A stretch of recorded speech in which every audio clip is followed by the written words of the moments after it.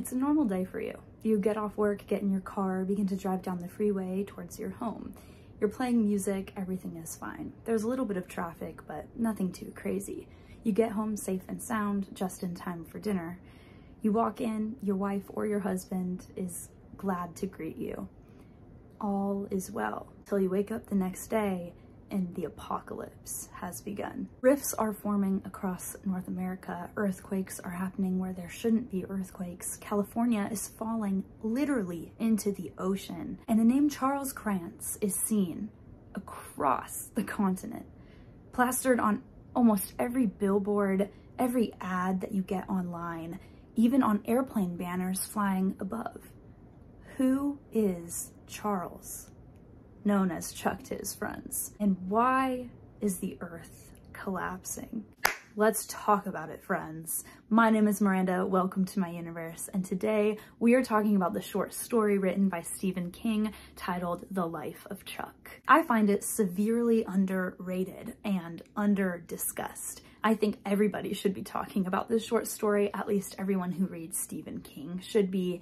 I read this and it made me question a lot about myself and society. The Life of Chuck is the second short story featured in the collection If It Bleeds by Stephen King. This book has 4 short stories, and The Life of Chuck is wedged about in the middle of there. I personally think The Life of Chuck is greatly overshadowed by the other short stories it is paired with in this collection, which is part of the reason why it has not grown in popularity since its publication in 2020. Many people read this book to read the short story titled If It Bleeds, which features Holly, a reoccurring character in the Stephen King universe, and that short story just happens to appear right after The Life of Chuck, and therefore I feel like a lot of people just breeze past this short story and don't really discuss it or think twice about it. Me?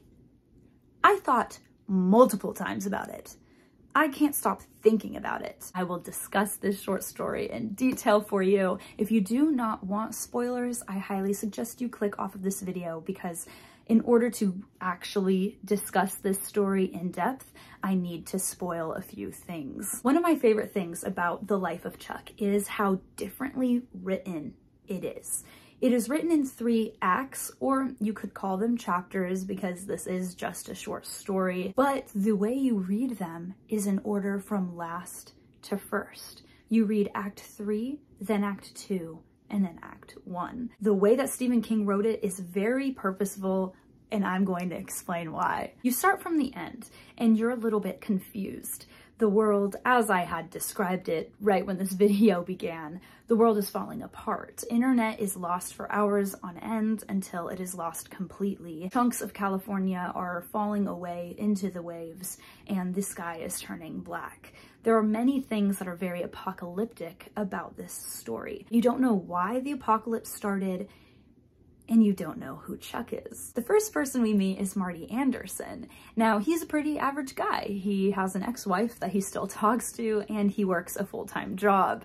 We follow him around as he starts to pick up on all of these unusual things happening in the world. When he is driving home from work one day, he notices a very strange billboard. It has the face of a man plastered on it that he has never seen before, and it has this man's name in bold letters at the top, Charles Krantz.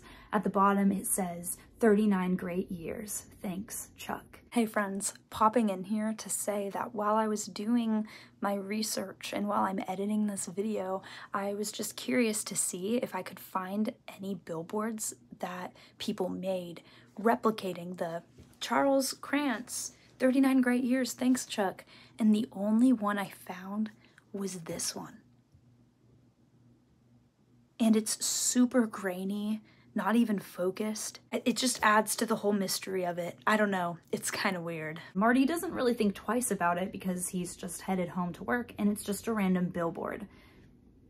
Until it's not just a random billboard anymore. Marty gets home, makes himself dinner, and turns on the TV. He's watching his favorite show when all of a sudden, in the middle of a scene, an ad pops up that looks exactly the same as the billboard he saw when he was driving home from work. 39 great years! Thanks, Chuck. Right after this ad is shown, the screen turns black and the TV never turns on again.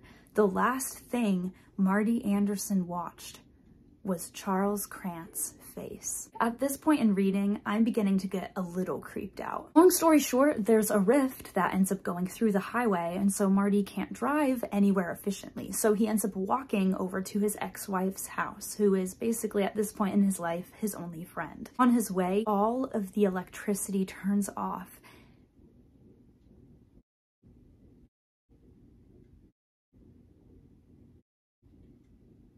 "39 great years! Thanks, Chuck." And Charles's face is lit up in every single window down the street. How is this happening? Who is Chuck?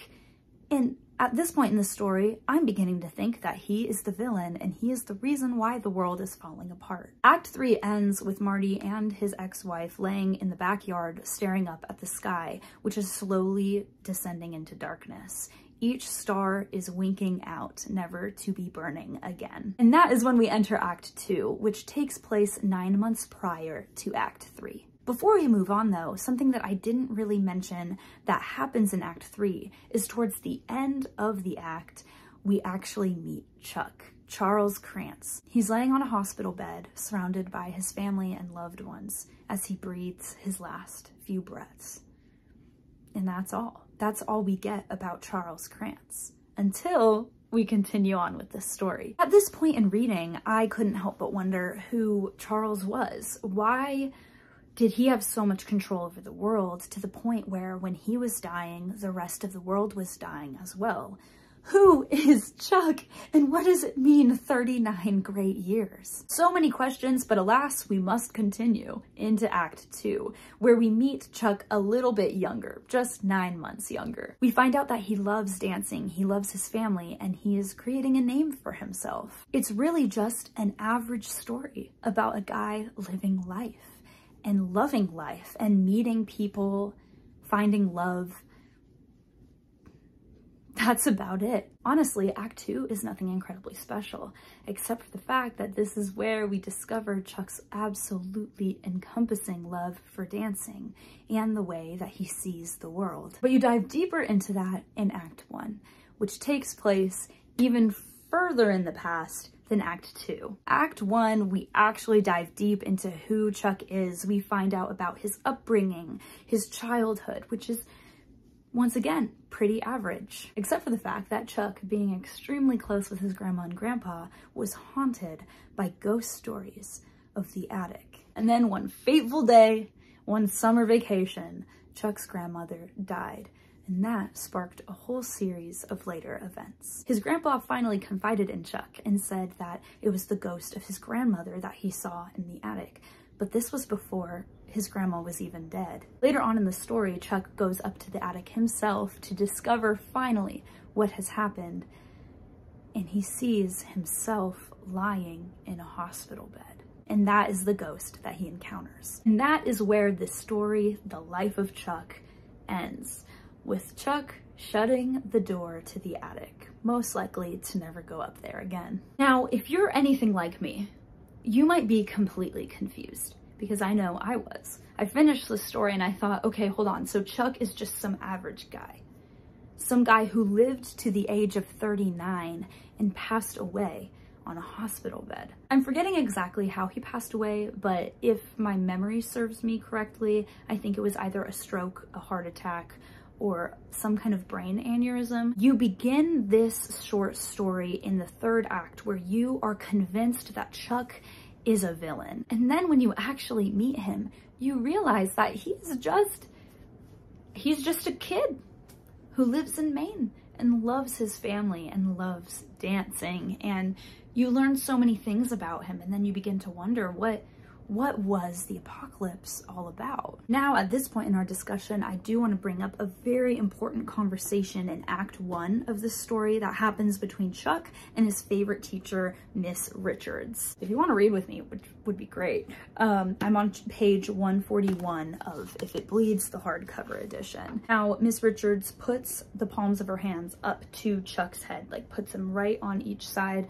on his temples, and she asks this: "What's in there between my hands? Just the people you know?" "More," Chuck said. He was thinking of his mother and father and the baby he never got a chance to hold. Memories. Yes, she said. Everything you see, everything you know. The world, Chucky. Planes in the sky, manhole covers in the street. Every year you live, that world inside your head will get bigger and brighter, more detailed and complex. Do you understand? And this, at that point, when I read that quote, I began to put the puzzle together a little bit. The whole point of the reader reading the last act was so that you were confused. You're not supposed to know who Chuck is, because Chuck is an average guy. And if Stephen King was to tell you that at the beginning, you would have stopped reading the book. The apocalypse was not actually the apocalypse as we would think it to be. It is instead the death of the world that Chuck knows and has created in his mind, because we each have a world in our minds. We are all Chucks in a sense. We all are so important to the point that when we die out, a part of this world dies with us. Even though you might think that you yourself are unimportant, you are so important, and you are put on this earth for a reason and a purpose. And your life means so much to the people around you. You are not a side character.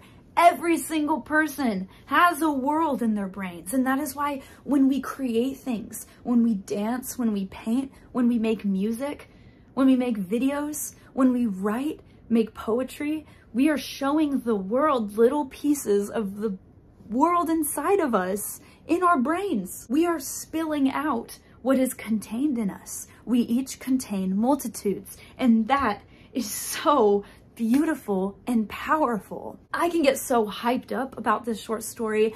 Once again, I'm gonna say it, this story does not receive the recognition that I think it deserves. I really loved it. I found it to be very profound.